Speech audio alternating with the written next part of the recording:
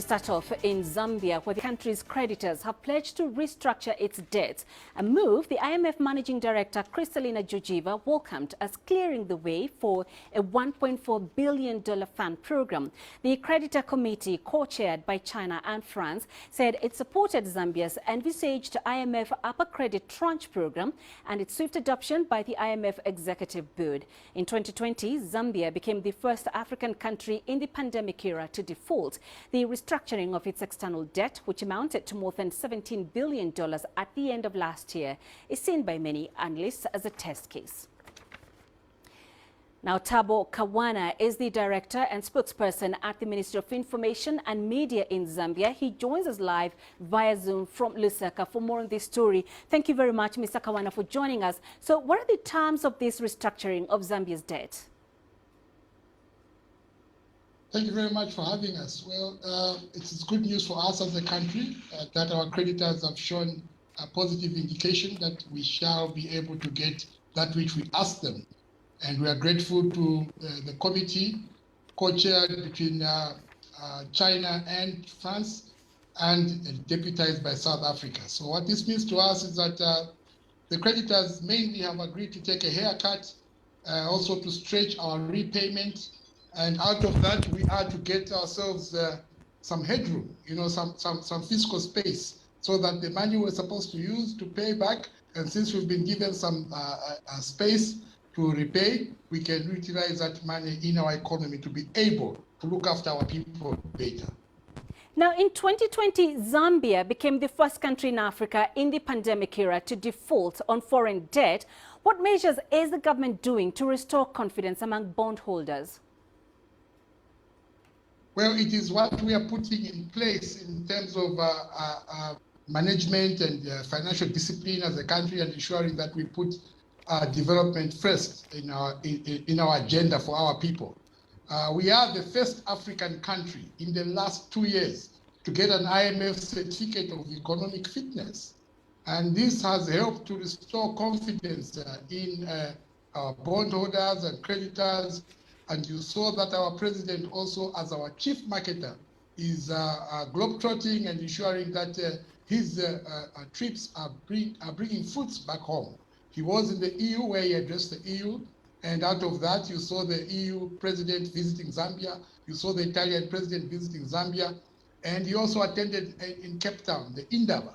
And out of that mining Indaba, we saw a whopping 1.5 billion investment pledge from FQM. Part of which just last week, they invested 300 million in the biggest nickel mine in Africa, which the president was able to open. Now, this is the biggest investment we have had in mining after a very long time of dormant and no investment in the mining sector.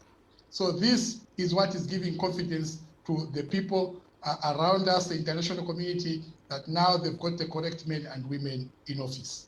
And now indications are that the $1.4 billion bailout from the IMF is forthcoming. What key areas will these funds be directed to? Well, mainly it's education, health, and infrastructure development. You know that this money is coming in to work as a balance of payments. This will help us also to boost our foreign reserves. And as a result of boosting our foreign reserves, it also helps our kwacha to strengthen, so that we have a strong kwacha. It will also help assist us to repay some of the people that we owe. But what is most importantly is that it will be able to unlock most of the resources that are sitting with the World Bank. And the World Bank is willing to assist us, but they needed first to get this IMF certificate of economic fitness. And now also the Africa Development Bank itself is already also giving us money as a result of this certificate of economic fitness from the IMF. Already we are talking of a whooping 300 million in agriculture alone from the World Bank, which will pay back over a long period of time at zero interest. So this is very exciting time for us, and this is what the Zambian people have been waiting for, that if they put in place prudent managers of public resources, we will be where we are today, and it's a good place to be. And finally, Mr. Kawana, do these funds from the IMF come with conditions? And if yes, what are they? Well, the IMF of the 1990s and the IMF of today is different. In the 90s, they would prescribe to you what you needed to do and they give you conditions. But the IMF of today, it gets to note the conditions that we set for ourselves. Remember that Zambia is the third largest country in IMF in terms of Africa.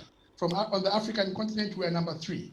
Therefore, we sit at the high table and we are part of the people that set the conditions. So the conditions that we have with the IMF are conditions we set ourselves. We said to the IMF we were going to recruit, for example, 30,000 teachers. We said we were going to recruit 11,000 health workers. We said we were not going to overborrow in the local market and shading out the private sector. And all these measures that we have taken, the IMF has noted. And what they have is a notebook with their checklist to see if what we claim we are going to do, we are able to do it. And so far, all their check boxes are ticked because everything we said we will do, they are checking and they're finding that we are doing. So the conditions are that we set ourselves the conditions and we present to them and they note them. If they feel this can be done, then they watch to see if we are going to do them or not. And so far, we have done it. So Zambia is ready for business. All right, Mr. Thabo Kawana in Lusaka, thank you very much for your time.